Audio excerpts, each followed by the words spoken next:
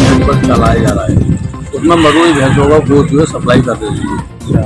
इससे कुछ बीमारियां फैल रही हैं, गंदगी फैल रही है बहुत। इस खत्म होने वाली दुनिया को इंसान कभी ना खत्म होने वाली समझ बैठा है। इंसान की दुनिया कमाने की रफ्तार इतनी तेज हो गई है जिसके लिए इंसान अपना ईमान तो हार ही रहा है, दूसरों के ईमान को भी छीनने की पूरी कोशिश कर रहा है। जी हाँ, मुसलमानों का सबसे अफजल डिश गोश्त के कबाब, बिरयानी, कोरमा है। लेकिन जब इन्हीं मुसलमानों को मरी हुई भैंस के गोश्त के कबाब, बिरयानी, कोरमा खिला दिए जाए तो जरा सोचिए उनके ईमान कितना बड़ा खतरे में आ जाएगा। ऐसा ही कुछ अलीगढ़ में कई सालों से गोरख धंधा चला आ रहा है। कुछ कसाई मरी हुई भैंसों का गोश्त बड़ी आसानी से अपनी दुकानों पर बेच रहे हैं। सूत्रों की माने तो सबसे ज्यादा पोश एरिया माना जाने वाला दोधपुर में गोश्त वाली गली में मरी हुई भैंसों के गोश्त का कारोबार धड़ल्ले से हो रहा है। यहीं से विभिन्न एरिया जैसे जीवनगढ़, नगला पटवारी, मौलाना आजाद नगर, भुजपुरा आदि जगहों पर सप्लाई पहुंच रही है। शादी ब्याह में लोग थोड़ा सा सस्ते के चक्कर में गच्चा खा जाते हैं तो शातिर कसाईयों के चुंगल में फंस जाते हैं,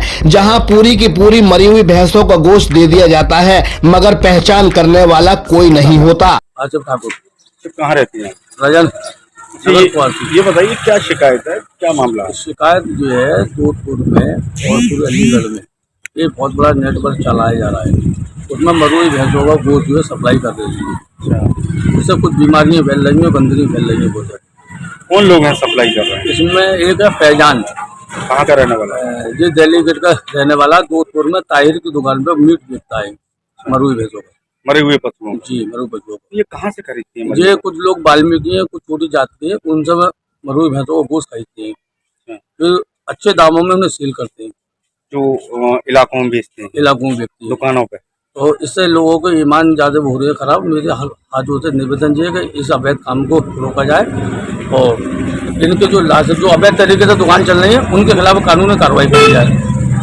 ये कौन कौन ऐसे कसाई हैं जो बेच रहे हैं केस? एक का नाम है फैजान, बलदेव सलीम, रहने वाला है, और एक बाबूद्दीन जो पटवारी के नगले में दुकान है इसकी। तो गोश्त वाली गली है और बाबूद्दीन की दुकान पे गोश्त ना खरीदा जाए। गोश्त वाली गली में, गोश्त वाली मार्केट में। अच्छा, और जीवनगढ़ में? जीवनगढ़ में भी कुछ व्यक्ति हैं, उनके मैं नाम नहीं जानता हूँ। शैतान चौक, मौलाना आजाद नगर में धड़ल्ले से तख्त पे रख के मरा हुआ गोश्त बेचा जाता है।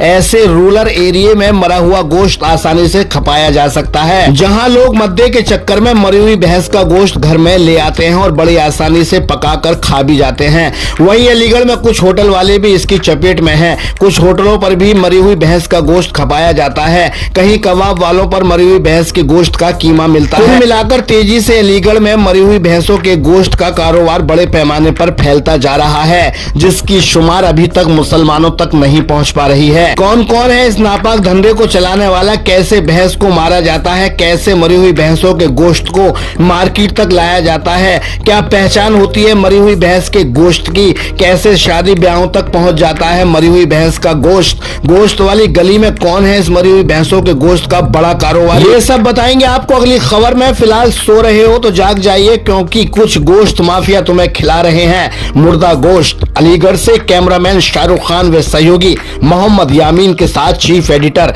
शाहिद रजा की रिपोर्ट, इंडिया सर्च न्यूज के लिए।